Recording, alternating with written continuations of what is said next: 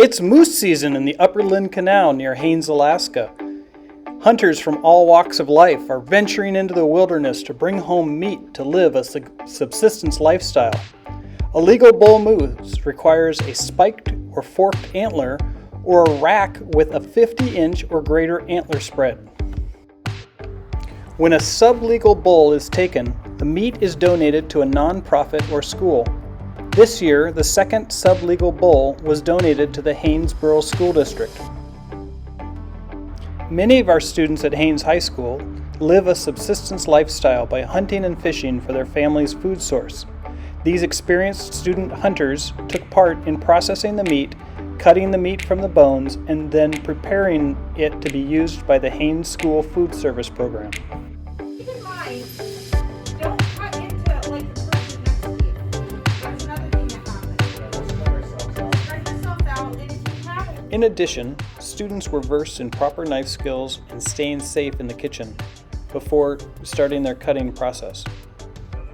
Mr. Van Wy, Haines High School's English teacher, was raised on a pig farm in the Copper River Valley.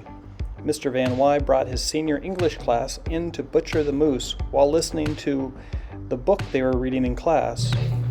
Scrawny little patch-quilt redhead anyhow. So I hushed. I was so pleased that they're not listening to me.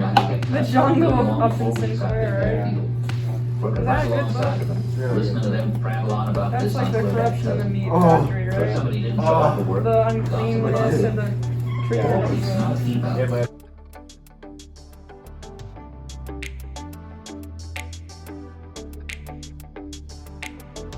School got given a big dead moose in good condition, and it's made of a lot of meat.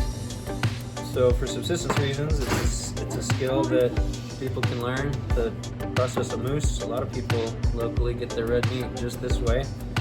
And if students hadn't done that with their own families, it's an opportunity to learn how to do it right. And then as a biology teacher, this is my biology class, it's an anatomy lesson.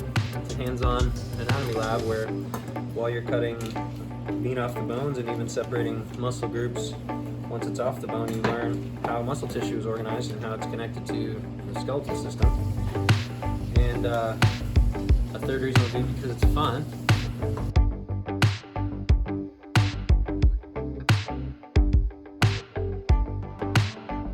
What are we going to do with the moose?